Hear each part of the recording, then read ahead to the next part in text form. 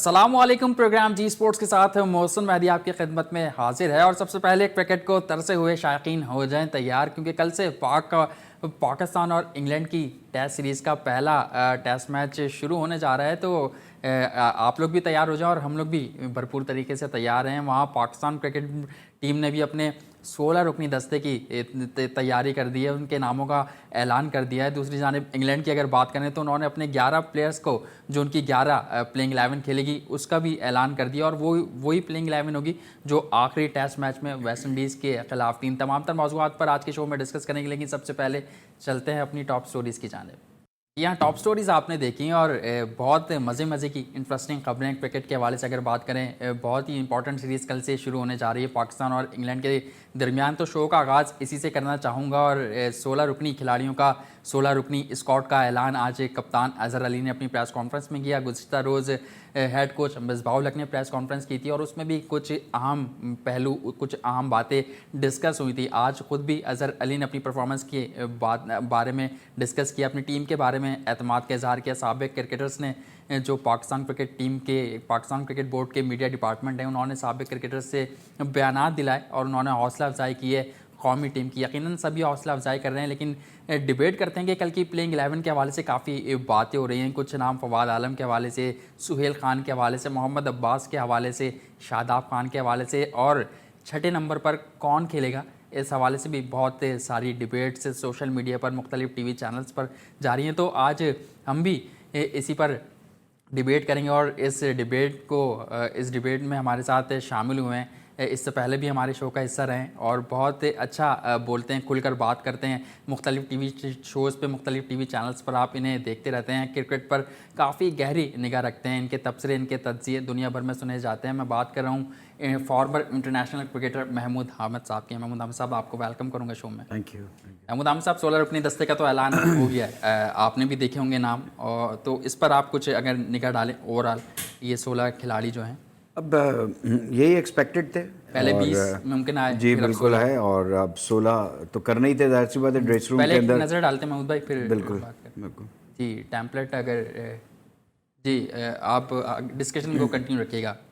मैं ये कह रहा था कि एक्सपेक्टेड ये जो टीम बनती थी वही थी, लेकिन अमूमन 15 रुकनी टीम होती थी, लेकिन इस दफ़ा एक 16वां प्लेयर भी जो है रखा गया है ड्रेस रूम के अंदर। अच्छा, तो मैं समझता हूँ कि जितना कम होता है, 11 प्लेयर हैं, 4 इनफ रिजर्व रखा होगा, कोई भी जिसको आप नहीं समझते कि अब उसकी जगह बनती है। अच्छा। तो वो ये मेरी ओपिनियन है, बाकी मैनेजमेंट जो बेहतर समझती है वहाँ पर वो कि किस तरह के प्लेयर उसको लेकर चल रहे हैं। लेकिन ये मेरी ओपिनियन है कि जितना ड्रेसिंग रूम में कम लोग होते हैं उतना ही ज़्यादा चीज़ें सही होती हैं। क्योंकि 11 प्लेयर अंदर चले जाते हैं, उसके बाद 4 प्लेयर मेरे ख्याल से फेयर इनफ होते हैं जो एक्स्ट्राज में होते हैं, जो कि बाकी काम जो आपकी फील्डिंग है, बहुत सारी चीज़ें जो वो कर रहे होते हैं। बिल्कुल। तो खैर एनीवे जो है टेस्ट मैच है, मेरी विशेस पाकिस्तान के लिए है, क्योंकि मुझे तैयारी अच्छी नज़र आ रही है कि पाकिस्तान ने तैयारी अच्छी की है काफ़ी अरसे से। तकरीबन 1.5 महीना हो गया पाकिस्तान टीम को वहाँ पर। अब तो सारी चीज़ों से हम आहंग हो गए होंगे वो प्लेयर्स, और कुछ मैचेस हुए हैं, 4 डे मैचेस हुए हैं, तो एक आइडिया हो गया होगा कि पिच किस तरह भी, वेदर क्या है।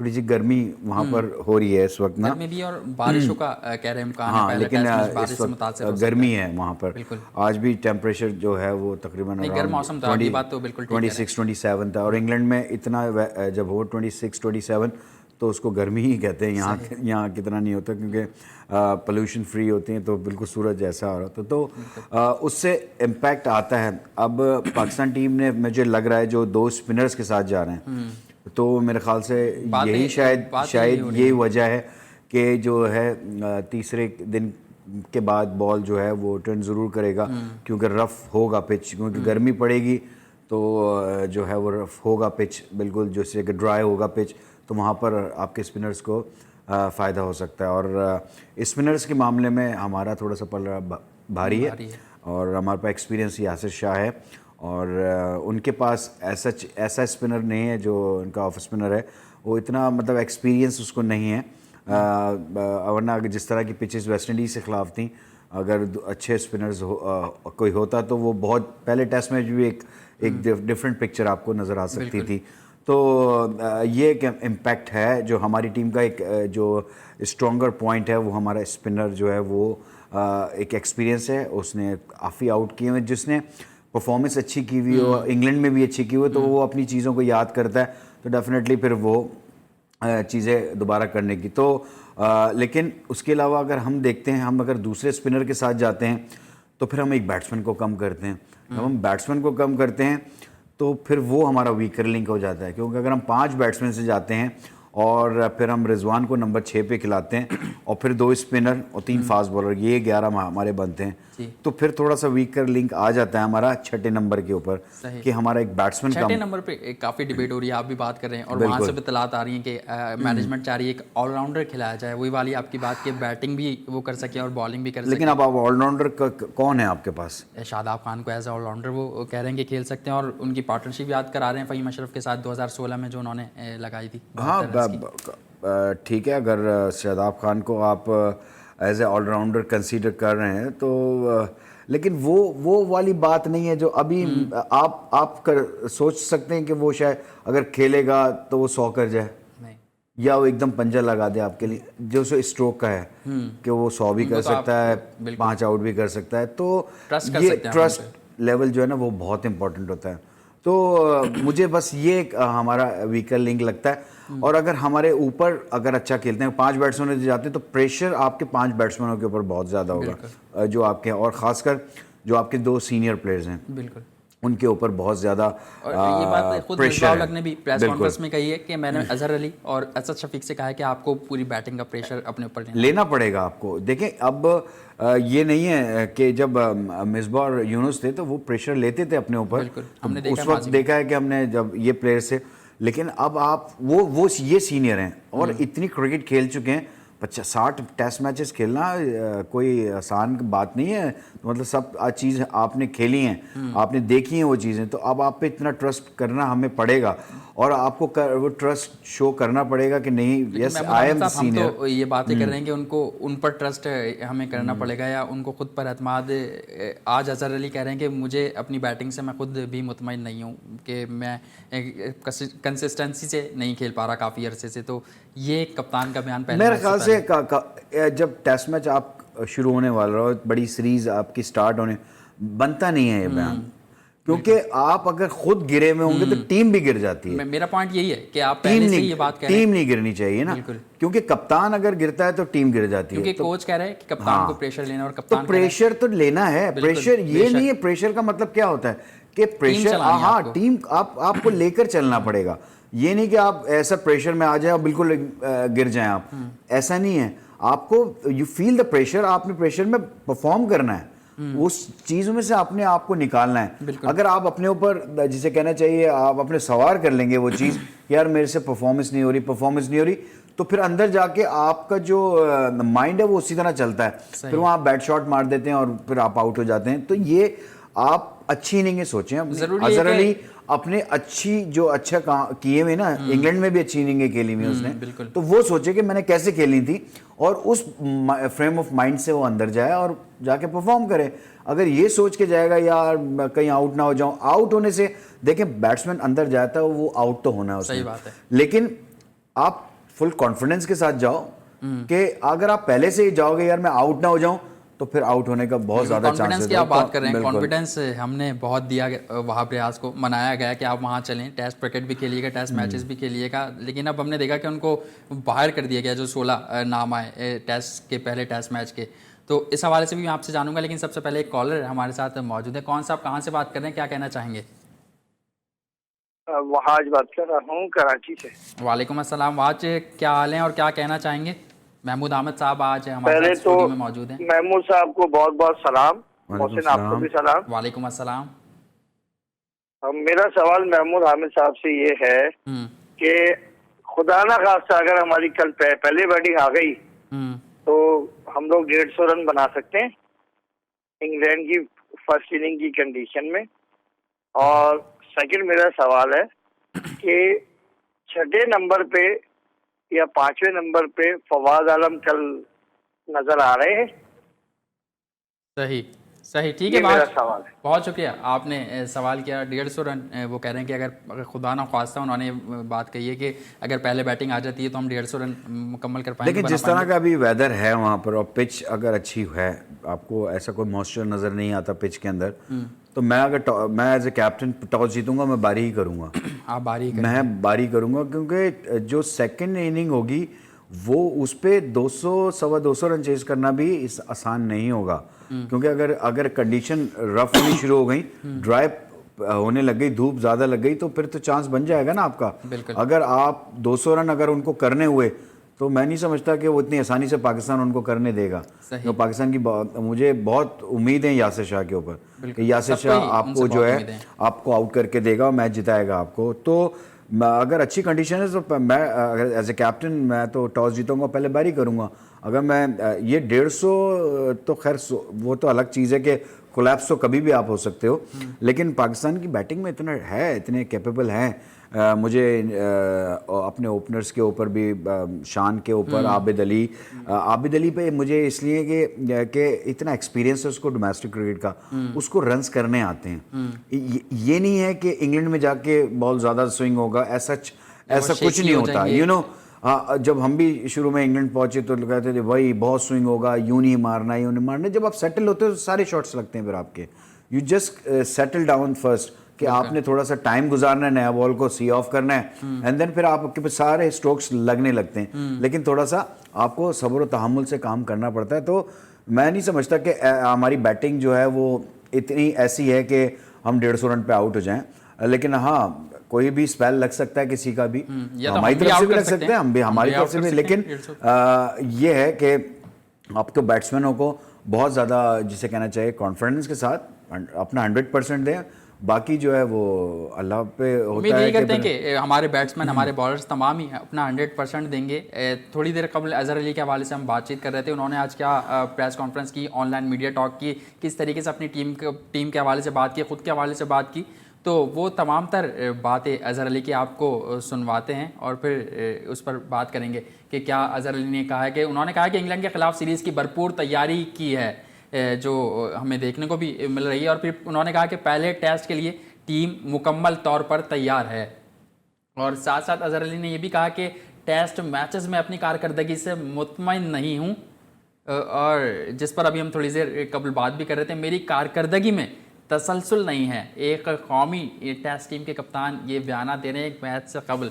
और फिर उन्होंने ये बात कही कि कोशिश है कि परफॉर्मेंस में तसलसल आए। तो महमूद हामिद साहब, ये बयानात थोड़ी देर कबल इस पर भी हम बात कर रहे थे, लेकिन आपने आज मैंने आपको पढ़वा भी दिए कि उनके खुद ये बयानात उन्होंने आज प्रेस कॉन्फ्रेंस में किए। तो मैच से कबल इस तरीके के बयानात आप दे रहे हैं तो मैंने आपसे यही कहा है कि गिरे हुए लग रहे हैं। नहीं, आपको अपनी बॉडी लैंग्वेज और अपनी बातों से ऐसा शो करना है कि आपने सब कुछ कर जाना है। आप आए, आपने जीत के लिए जाना है, आपने अच्छा परफॉर्म करना है। लेकिन जब आप इस तरह बयान देते हो तो सामने वाली टीम के ऊपर भी इम्पैक्ट डिफरेंट जाता है। यार ये तो पहले से डरे हुए, इससे रन्स नहीं हो रहे, इसको यहाँ पर पकड़ लेंगे, इसको कुछ कहेंगे। देखिए क्रिकेट में बहुत सारी टेक्निक्स यूज़ होती हैं, तो गोरा करेगा वो सारी चीज़ें, टेक्निक जो यूज़ करना है। तो आपने अपनी बॉडी लैंग्वेज, आप जाएँ यार, नॉर्मल जाएँ, आप शेरों की तरह जाएँ, बाकी देखें आप। लेकिन अगर आप एज ए कैप्टन इस तरह का बयान, मैं नहीं समझता देना चाहिए, तो फिर आपकी फिर जरूरत नहीं है। अगर आप ये सोचते हैं कि मैं तसलसल, इसका मतलब आपकी सिलेक्शन ठीक नहीं है, फिर आपको नहीं होना चाहिए था टीम के अंदर। इस किस्म के बयान से थोड़ा सा हम जितना इस वक्त मैं एक्साइटेड हूँ इस टेस्ट मैच के लिए, तो काफ़ी अर्से के बाद क्रिकेट दोबारा और ये और पाकिस्तान खेल रहा है, तो हम चाह रहे हैं कि पाकिस्तान अच्छा परफॉर्मेंस करे। लेकिन अगर इस तरह के बयान से और फिर अगर टीम हारती है, तो फिर आप सोचिए फिर कितना क्रिटिसिज्म आपके ऊपर होना शुरू हो जाएगा।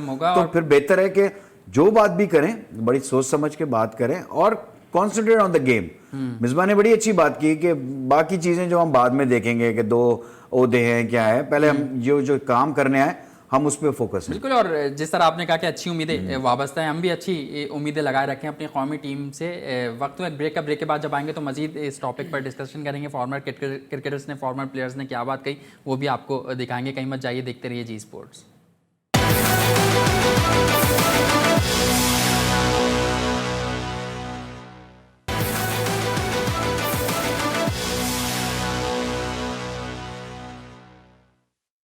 Welcome back in Zee sports. और ब्रेक से कबल बात कर रहे थे दौरा इंग्लैंड के हवाले से, जो 16 रुकनी स्क्वाड का ऐलान हुआ था, और महमूद हामिद साहब हमारे साथ स्टूडियो में तो मौजूद हैं और टीम की हौसला अफजाई भी कर रहे हैं, बातचीत भी कर रहे हैं, तबसरे भी कर रहे हैं, और कल क्या होगा उस हवाले से ही बातचीत जारी है। लेकिन इन्हीं के साथ, इन्हीं के एरा में खेले हुए प्लेयर्स जो इनके साथ भी खेले हैं, उन्होंने कौमी टीम के हवाले से क्या क्या बयान दिए हैं, क्या क्या ख्वाहिशात का इजहार किया है, वो आपको सुनवाते हैं।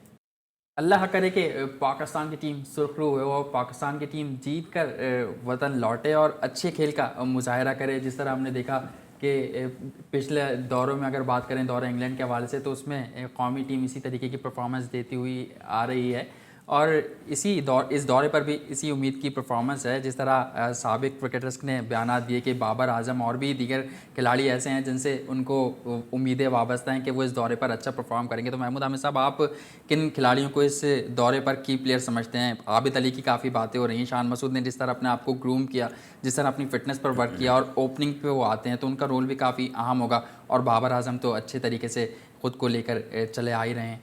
बाबर आजम पे डेफिनेटली बहुत ज़्यादा सब एतमाद कर रहे हैं कि बाबर परफॉर्म करेगा, लेकिन उसने पास भी अच्छा किया। बाबर कंप्लीट क्रिकेटर जो है वो उसके रूप में वो सामने आया है, और प्रेशर डेफिनेटली बाबर पे ही है, और बाबर उसको फील भी कर रहा होगा। तो अब यही एक जो ऐसी सीरीज़ होती हैं, ऑस्ट्रेलिया में उसने परफॉर्म किया, अब इंग्लैंड में भी परफॉर्म, तो फिर वर्ल्ड क्लास प्लेयर इसी तरह बनते हैं आपके। आप जो मुश्किल वक्त हो, और जब आप पूरी जो निगाहें आपके ऊपर होती हैं और आप वहाँ परफॉर्मेंस करके निकलते हैं, तो आप वर्ल्ड क्लास प्लेयर बनते हैं, और बाबर में वो सलाहियत है। और मैं वही कह रहा हूँ ना कि पाकिस्तान टीम के बैट्समैन ऐसे हैं कि अगर वो थोड़ा सा अपने ऊपर कॉन्फिडेंस रखे तो पाकिस्तान एक अच्छा स्कोर कर सकता है यहाँ पर। और दूसरी चीज़ ये कि बड़ी खुशी की बात मुझे आज लगी है कि इससे पहले इस तरह के जैसे फॉर्मर क्रिकेटर्स, फॉर्मर प्लेयर्स, जो पाकिस्तान के लेजेंड्स, स्टार, जिन्होंने पाकिस्तान के लिए बहुत परफॉर्मेंस की हुई है, खेले तो परफॉर्मेंस बहुत की हुई है, कैप्टन पाकिस्तान टीम्स के वो रहे, और अपने वक्त में बड़ी ज़बरदस्त परफॉर्मेंस, और जिस तरह वो बैक कर रहे हैं टीम को, तो पहले इस तरह का जेस्चर जो है वो सामने नहीं है। ये मैं कहता हूँ क्रिकेट बोर्ड की ये अच्छी चीज़ों में भी ये चीज़ें जाती हैं कि इन प्लेयर्स को आप लेकर आओ, एक और वेल विशेस जिसे कहना चाहिए पाकिस्तान टीम के लिए जा रही हैं, तो ये इससे प्लेयर्स मोटिवेट होते हैं। बिल्कुल, प्लेयर्स मोटिवेट होते हैं। लेकिन कुछ दिनों कबल जो पाकिस्तान क्रिकेट बोर्ड के सीईओ वसीम खान, उनका एक बयान सामने आया था कि 90 की दिहाई के क्रिकेटर्स को हम वापस लेकर आएंगे और उनसे खदमात हासिल करेंगे, तो ये उसी की एक झलक तो नहीं लगी आपको? देखिए, अगर उन्होंने ये बात भी कही है तो देखे ना, कोई इसमें कोई बुरी बात तो नहीं है, क्योंकि 90s के जितने भी 90s के बाद के क्रिकेटर्स हैं 2000 तक का, वो टॉप क्रिकेटर्स हैं, और उन्होंने बड़ा पाकिस्तान को सर्व किया हुआ है। पाकिस्तान के लिए बड़ी फतूहात हैं उसके अंदर। आप 92 में आप तैयार हैं? बिल्कुल ना, हम भी 90s में के प्लेयर हैं, और बहुत टफ कंपटीशन था उस वक्त। जितने भी प्लेयर्स थे, आप इतनी आसानी से पाकिस्तान टीम में नहीं आपको चांस मिल पाता था। आपको मेडल ऑर्डर आपका बहुत ज़बरदस्त, बहुत तगड़ा होता था। ओपनर्स आपके पास सईद भाई, आमिर भाई, ये लोग टॉप का आपके ओपनर्स थे। फिर आप इंजमाम था, बासित था बीच में, फिर तो आपकी बहुत एक स्ट्रॉन्ग बैटिंग लाइनअप थी। सही कह रहे हैं। तो उसके अंदर जिसे कहना चाहिए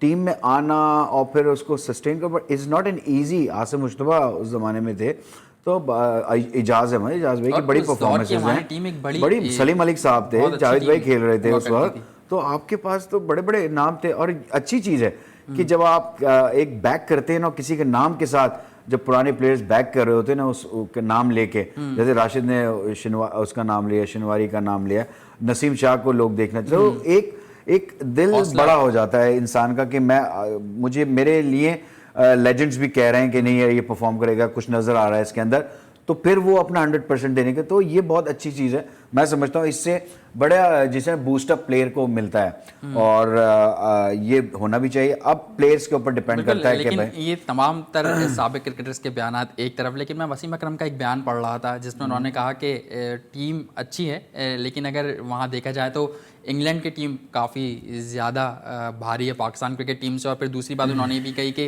पहले दिन ही मैच का पता चल जाएगा जब पहला दिन होगा टेस्ट मैच का। देखें, अगर आप बॉलिंग का मवाजना करते हैं तो उनके पास फास्ट बॉलर्स ज़्यादा एक्सपीरियंस है उनके पास फास्ट बॉलिंग में, सही। अगर उनके पास एंडरसन है या ब्रॉड की अगर लास्ट टेस्ट में अगर परफॉर्मेंस देखें, ऐसे कमबैक होते हैं। अगर उसको पहला टेस्ट नहीं खिलाया था, उसके बाद किस तरह उसने कमबैक किया और मायूसी का भी इज़हार किया था पहले टेस्ट मैच के। एब्सोल्युटली, जाहिर सी बात है, कितना बड़ा प्लेयर जब ड्रॉप होता है, फिर आर्चर और है किस उनके वजह पास, से एंडरसन आर्चर है, मतलब बॉलिंग उनके पास बड़ी कंप्लीट बॉलिंग है, फास्ट बॉलिंग उनके पास बहुत कंप्लीट है। कुछ क्रिकेटर्स ये भी हमारे पास थोड़ा सा एक्सपीरियंस की हमें कमी है कि जैसे हमारे नसीम शाह या शेनवारी हैं, अभी वो टेस्ट क्रिकेट का वो इतना उनको एक्सपीरियंस नहीं है कि शायद मैं समझता हूँ कि ये हमारा थोड़ा सा हमें इस चीज़ का थोड़ा सा होगा। लेकिन अगर बैटिंग में अगर आप देखने मवाजना करने जाएं तो इनके पास रूट इनका बहुत तगड़ा जिसे कहना चाहिए प्लेयर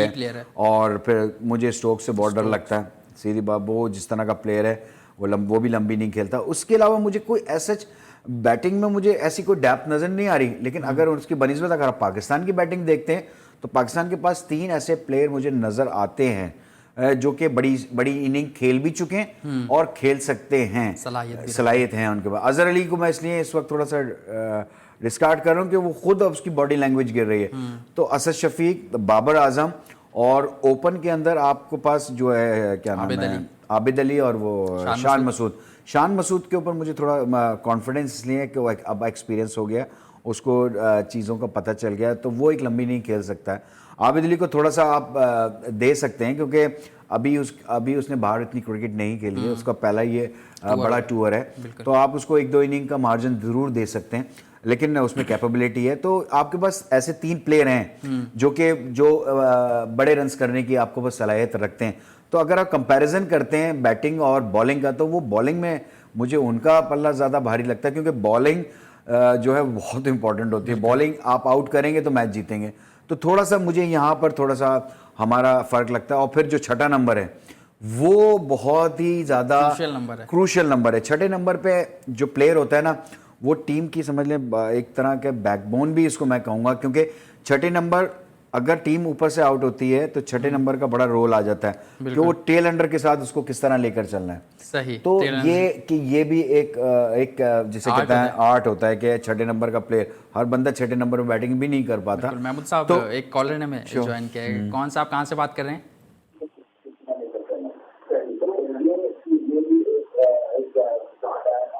जी मैं सुन नहीं पा रहा आपको। कौन सा, आप कहाँ से बात कर रहे हैं?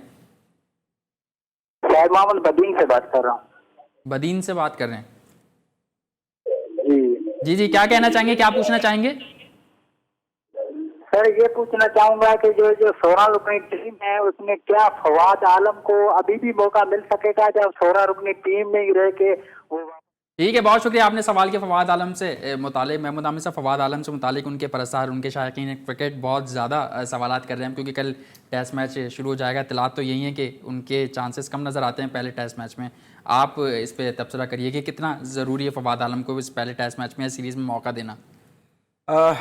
मौका तो उसका ही बनता है उसी का है कि 6 बैट्समैन खेलते हैं तो फवाद आलम खेलते हैं, लेकिन अगर फर्स्ट 5 में तो वो डेफिनेटली नहीं आ रहे अभी।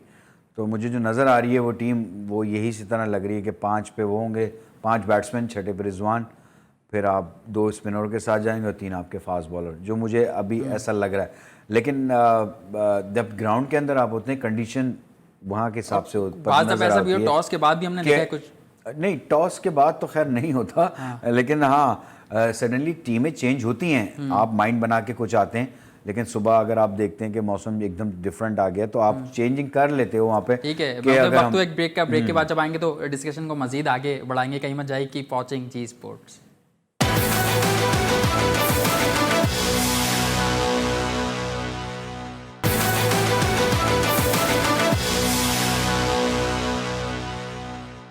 जी स्पोर्ट्स में एक बार फिर खुश आमदीद है। हम बात कर रहे थे पाकिस्तान के हवाले से, पाकिस्तान की बैटिंग के हवाले से बात की, फील्डिंग के हवाले से बात की, लेकिन अब कुछ बॉलिंग के हवाले से बात करते हैं क्योंकि हमने बैटिंग में भी हमने कंपैरिजन किया। लेकिन बॉलिंग में सोहेल खान ने जिस तरह प्रैक्टिस मैचों में परफॉर्मेंस दी थी तो कहा जा रहा था हो सकता है कि उन्होंने जो टीम प्लानर्स हैं उनका माइंड चेंज किया हो अपनी जगह बनाने के लिए। जिस तरह उन्होंने 3 दफ़ा 5 विकेटें हासिल की थी, लग यही रहा था कि हो सकता है सोहेल खान को भी इस टेस्ट सीरीज़ में या पहले टेस्ट मैच में मौका मिल जाए, क्योंकि दूसरी जानिब मोहम्मद अब्बास की अगर बात करें तो मोहम्मद अब्बास उस तरीके से परफॉर्म नहीं कर पा रहे थे जिस तरीके से उनसे तवज्जो उम्मीदें वाबस्ता हैं। तो महमूद अहमद साहब, आपसे जानना चाहूँगा कि आपके ख्याल में आप क्या समझते हैं, मोहम्मद अब्बास को जाना चाहिए कल के मैच में या फिर सोहेल खान को मौका देना चाहिए? नो डाउट कि सोहेल ने अच्छी बॉलिंग की है अपने जो प्रैक्टिस मैचेस हुए थे वहाँ पे। अब ये देखना होता है कि अब्बास की प्रीवियस जो टेस्ट मैचेस में परफॉर्मेंस अच्छी रही है और देखना होता है कि नेट पे वो किस तरह बॉलिंग कर रहे हैं। अगर उनकी फॉर्म अच्छी लगती है, जब देखा था हमने ऑस्ट्रेलिया के अंदर जब उनको नहीं खिलाया था पहला टेस्ट मैच आई थिंक, तो फिर सबने बड़ा कहा था कि अब्बास नहीं खेले थे। तो लेकिन बात ये कि जो वहाँ पर होते हैं जो देख रहे होते हैं उनको ज़्यादा पता होता है कि क्या फिटनेस प्रॉब्लम हो सकती है कोई, या वो चीज़ नज़र नहीं आ रही होती है कि नहीं जा रहा बॉल, वो एक रिदम नहीं बन पा रहा। तो इस वजह से समटाइम्स होता है कि आप अपने जो एक्सपीरियंस बॉलर को ड्रॉप कर देते हो।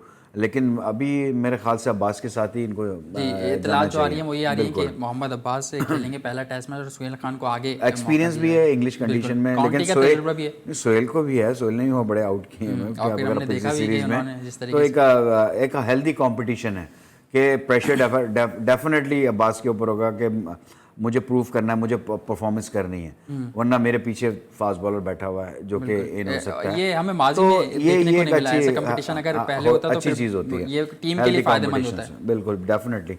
तो आप ज़्यादा जिसे कहना चाहिए मेहनत करते हो, जैसे ब्रॉड ने की कि उसको जब उन्होंने कहा था कि हम पेस पे जा रहे हैं, उसने स्टोक ने ये बोला था हम पेस पे जा रहे हैं, इट मीन्स के ब्रॉड की पेस नहीं है इतनी, लेकिन उसने फिर शो किया अपना, उन्होंने सारा गुस्सा बिल्कुल तो फिर निकाला उन्होंने अपने। जब उनको दोबारा चांस मिला तो उन्होंने वो परफॉर्मेंस करके शो किया कि नो आई एम स्टिल जो है वो मैं इतना कैपेबल हूँ कि मैं आउट करके टीम को मैच जिता सकता हूँ। तो ये एक अच्छी चीज़ होती है। तो मैं समझता हूँ कि बस मुझे सिर्फ एक ही जो था वीकर लिंक जो पाकिस्तान टीम का है, बस बाहर हो गए, वो तो 100 मतलब होना भी चाहिए था। मतलब आप किसी की मर्जी से तो क्रिकेट नहीं खिला सकते ना, कि मेरी मर्जी है कि जब मैं चाहूँ आके खेलूँ, जब मेरी मर्जी है। मैं तो आमिर के लिए भी यही बात करता हूँ कि आमिर ने पहले मना कर दिया, फिर आपने उसको बुला लिया। मतलब आप कब तक इस तरह चलाएंगे? आपको बहुत सारी चीज़ों पे भी स्टिक होना पड़ेगा। कोई टीम से बड़ा नहीं होता, कोई क्रिकेट से बड़ा नहीं होता।